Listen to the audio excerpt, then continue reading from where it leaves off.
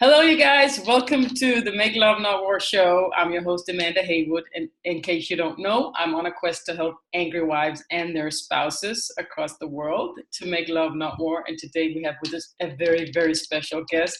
It's a huge idol of mine, Kelley Koshow. She's the author of The Integrity Advantage, and she's a transformational teacher in the word transformational and a motivational speaker. And she's now the CEO of the Ford Institute. And I'm so in awe of her. So if I start going like this, it's because I'm a huge fan. Anyways, she's continuing the legacy work of the New York Times bestselling author and thought leader Debbie Ford. And she's known as the kick-ass coach for high-level executives and change makers and celebrities committed to personal transformation. And I love her work. She blends in, she is laser sharp insight and relentless compassion to help people upgrade their lives on a cellular level. And throughout her impressive career, this is what I love the most about it, she's been a successful lawyer. I too study law and plan to be one. And she's turned into this personal growth superstar. And she's been featured on the Oprah magazine as someone who could just not just dream it, but do it. And she's been in Style, People, Working Mother, Latina, the New York Times, Condé Nast Traveler, LA Times. And today she's on the Make Love Not War show. So thank you, Kelley. Yeah, absolutely. Yay. Welcome. We're here. Thank you. All right. So you've chosen 4 things on what I call the 12-step journey to make love not war. And I would love to dig down into 2 that are a bit action-orientated. Some of my favorite ones. The one is called Stop Complaining and Blaming, both inside and outside your head. And I'd love to start with this one that I call Complaining Inside Your Head, when we host our own pity party. Right. We dig into that. So, well, I don't know about you. This is how I kind of see relationships, since that's where we are, make love, not war. When we start out and we fall in love, all of a sudden, we're in awe of this person, and we're shining our light on them, and we think they're wonderful and this and that. And, and my work is shadow work, and shadow work is about owning your own wholeness, your light and your quote unquote dark, the positives you see and the negatives you don't want to be. And so often when we fall in love with them, we're in this trance. But what we want to understand is the soul wants to evolve, and everything that is happening for our evolution.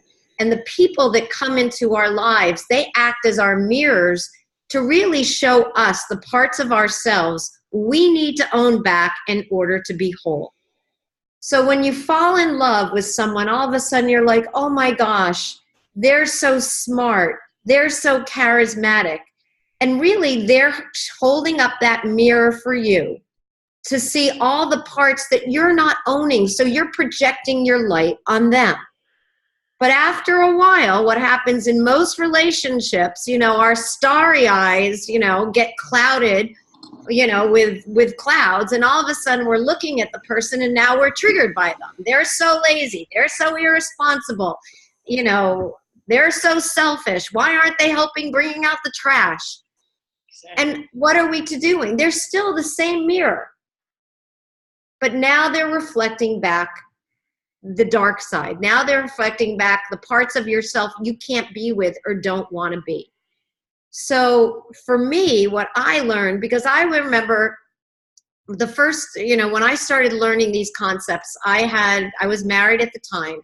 And because I had always been a perfectionist, my husband had this business venture, and to me, he was a failure. And I couldn't handle the fact, failure. And I kept pointing my finger going, I was embarrassed and I was humiliated and I wanted to hide.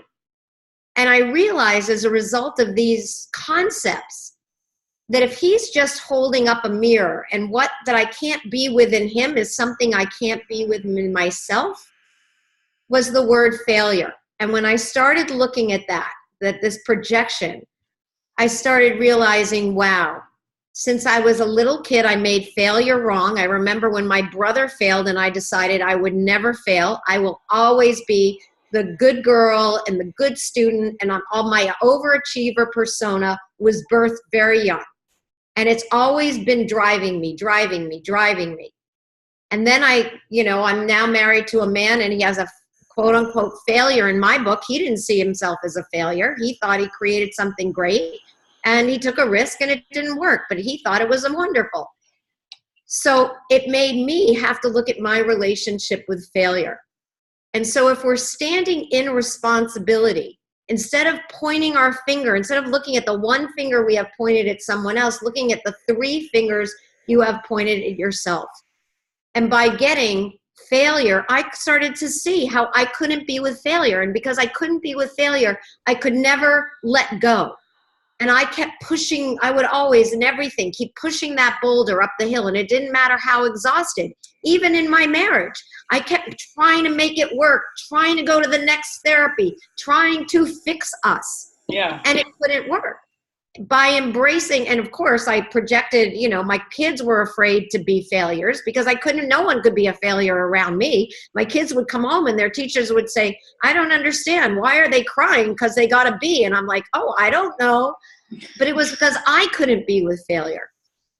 And so understanding that I am everything, this concept of wholeness, because I do shadow work, and understanding that every part of ourselves has a gift. And that if I could embrace failure, I could finally let go of the boulder. I could finally let go of stuff that wasn't serving me.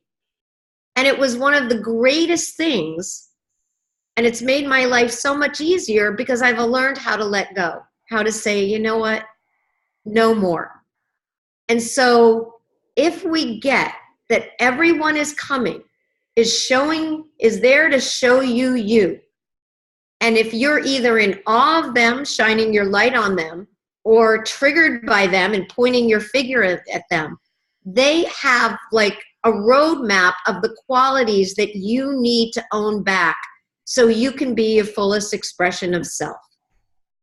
And that's why I love that concept about stop blaming. And look, I don't want anyone to stop blaming because I feel like you might have to go through the emotion of it. You might have to have your pity party. I'm a big, I want people to feel it. So you want to feel it. But after a while, if you're going to evolve, you need to heal it. And to heal it, you have to look at how have I made that characteristic wrong, or how am I not owning it in myself? And if I want to be the fullest expression of me, then I want to own that I am everything. And if I want to create more out there, it starts by owning all of who I am in here. It's like I have this great toolkit, and most of us are only using 20% of our toolkit. So we're only manifesting 20 of the things we desire. When you start getting that I am everything, you start owning 50%, 70%, and your life, miraculously, you become this huge manifester. Wow. And so using your relationships as a mirror is huge. It is. And what I say to angry wives is remember that when you get completely frustrated, there's a gift in this learning opportunity. There's a reason that person is triggering you and he's supposed to, but you can get something out of it, or you can whine about it and get divorced. And then you're missing out on the huge learning opportunity that might be just around the corner. Well, what people see, anger, I think, has one of the biggest bad rap. No one's allowed to be angry. Of course, there's some really inappropriate anger, but unfortunately, anger gets inappropriate when we don't have a healthy relationship with our anger. For me, if we can befriend our anger, because most people suppress it, and then it comes out badly. We become passive aggressive and it becomes like this explosion, and then we feel shame because we were angry, and then and then we don't want to be that. So anger maintains, its bad rap. If we can embrace my anger, anytime I am angry, I honestly know that it's like a red flag going, look over here. I love my anger because it gets my attention. And generally under my anger, for me, it's always fear.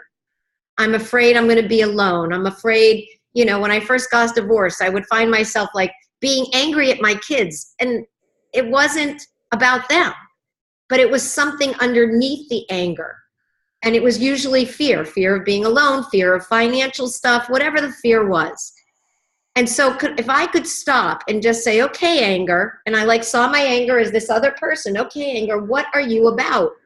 And if I leaned into it and could talk to it, it would tell me what's my fear, and then what I needed to do to handle my fear, to take responsibility for my fear.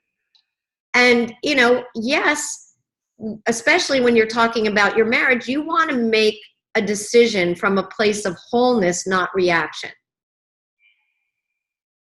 And so you don't want to react to something. You want to do your work and then say, is this relationship still in my highest? I've done all my work. I've taken back all my projections. Is this a healthy relationship for me? And make your decision from that place. Yeah, after you do the learning and you feel like you've learned everything there is to learn from that person, and is it then worth? Well, you're going to continue to learn from that person, because they're going to, but any person, but really, the point is, especially to befriend your anger. There's it has a gift, all our emotions. And that's what I teach, emotional education. And that's really, our emotions are here to educate us. So whether it's your sadness, whether it's your feelings of powerlessness, whether it's your feeling of resignation, whether it's your anger, to turn to them, to see what they're here to teach you, and how you can use it. Because for me, my anger has always been my passion. My anger has been my driving force. My anger's had me, try to be a change in the world, because I just couldn't tolerate some of what was going on. Look at all the great leaders. It all started with an intolerance of what was. Yeah. So anger can have a lot of gifts. Yeah. But you can't be afraid of your anger. And so many people just don't want to be the angry person. Oh, you're that angry woman. No, they don't want to be that. But if they learn to love their anger, then it can be the fuel, it can be the wind beneath their wings, so to speak. There's definitely a lot of passion and power in anger. It's a great, and you can also use it to make love instead of war with your husband. Absolutely. Absolutely. Kelley, I'm dying to know, how do you know when it's cloud or clarity? Like, what if 2 times out of 10, I'm thinking, am I supposed to be with this man? How do you know when it's one or the other? Well, I think you have to do your own work around them. So, you want to own back all your projections. You want to look at, am I looking for what's wrong, or am I looking for what's right in this person? You want to take responsibility for how you're not showing up in the marriage. So many women, I work with so many people, and they say how their past, and we, through working together, we can unravel how, their past has created some sort of patterns of behavior that have not fueled the partnership. So I think you have to get radically honest about, what's your 100% of your 50%, what's going on, because otherwise you're just going to, take your bag of stuff to the next relationship. So you want to do the work. You have to do the work if you want something to change. But after you get radically honest, after you start looking, how am I co-creating what's happening in our marriage? How am I projecting my light and my dark on this person? How do I look at what's wrong? How am I not showing up, not communicating, not being real, not voicing my needs and wants? If you do the work, and more often than not, you just don't feel like, if the partner's not willing to work with you, or it just doesn't feel good, then I think I mean, with me, I knew. I tried. And you get to the point where, I didn't have a willing partner who wanted to really take the responsibility. And it just wasn't in my highest. It just wasn't there. And I knew it wasn't there. And I really believed, and I also believe, because the other thing is, a lot of people think they have to stay in with it for the sake of the children. But you know what? I can tell you, my kids have learned so much by watching their mother's journey. And just like we have our journey, so do our kids. and accepting that and being in a place of our kids need those lessons for their evolution. And so being able to understand that and really stand in, if I'm in integrity with my truth, that's what's going to spiral up.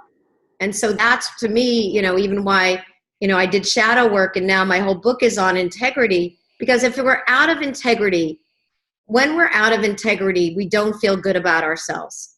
Our self-worth is not high, and we don't feel deserving of having it all. If after you've done the work, it's still not the relationship for you, and you know it inside, and most of us know it inside. It might take a certain amount of time to get there, but you don't have to suffer. And once you claim what's in your highest and that you are deserving of having a great life, the universe will align. Yeah, that's a very good point. And you're going to take yourself wherever you go. So do the work. Use that person as the catalyst to really look at yourself. Because I have lots of people, and even though the new spouse or the new person might look completely different, the patterns, because we bring ourselves to every party. Yeah. That was my conclusion. I'm going to end up the same place with the new partner. I might as well stick it out. And I don't have the insecurity thoughts now that I've done the Make Love Not War work. But before I did that, and before I did leadership, 2 times out of 10, I was like, is this clarity? Am I insane being with him? So it's hard to know which is which when you're in the situation. Yeah, and ask to be shown. I mean, I literally, at one point every day I would write down, will I stay in it? Will I stay? Is this just not for me? Because the psyche will do tricks on you. Fear will play a trick on you. It looks real, but my fear of being divorced, my fear of being single, all those fears play tricks. And sometimes, maybe I can do this. But if I'm negotiating with myself to stay in something because maybe it'll be okay, that's not what I would want to say to my girls. Maybe it'll be okay. So, have a life that's okay. No, I want my kids to have an amazing life, not a settling life. Yeah. And it could also be the fear of being unloved that's guiding you. I think for me, it was insecurity and feeling unworthy of love on a deeper level that I found evidence for more than the other. But Right. And it changes, so we'll see. But and the most important work to do is self-love. Because when you can stand in self-love, and I used to roll my eyes like, what are you talking about when people would talk about that? When you can stand in self-love, when you start declaring what is in your highest, when you start honoring yourself as an energetic being and honoring your vibration, do I want to go left? Do I want to go right? Do I want to stay home tonight? Or do I want to make plans with a friend? When I truly took on loving myself, and I was alone at the time, then I was able to love others more wholly, and I attracted the amount of love I gave myself, I then attracted it in a partner. And it's a whole total vibration. So anyone who goes through transition, I think it's huge to then take on self-love. Because in some of our relationships, we settle for things that aren't loving at all. We don't treat ourselves with love, and then we don't expect anyone else to treat us with love. When you take on loving yourself, and that's embedded in your cellular consciousness, you won't allow it anymore. And, now I'll say to someone, this is who I am. This is what I want. This is what I need. If you can't make it, if you can't be there with me, that's fine. But I know what works. I'll work with you, and I don't expect you to do it for me, but I'm not afraid of saying this is who I am, because I love who I am. Yeah, that's a very good point. And I also think we attract a partner that reflects our own personal development. So if you're nagging on him, just know it's a reflection of where you're at. Exactly. So. When I really got a deeper level of self-love, it was amazing what I attracted in, and my friend, it's like I'm being treated like a princess. And I'm like, where did this come from? But it came from here. Yeah. Very good point. And it's not only my partner, but because I treat myself in a certain way, people know, like, oh, if Kelly's coming over, like, we need to know this or that, or, she likes this or that. It's okay. It's like, when your friends come over and they like to drink orange juice in the morning, you're going to have orange juice there for them because they declare, I like orange juice, and it's easier. Very good point. So remember that, angry wives, or angry angels, as I should call you also, and face your anger, that if your husband likes orange juice, try to give him orange juice and see what you get back. You know what I see with most couples, and here's the thing. They get in a paradigm where they'd rather be right than be happy. Yeah. And so really and truly, you want, when you're a couple, stand in the we.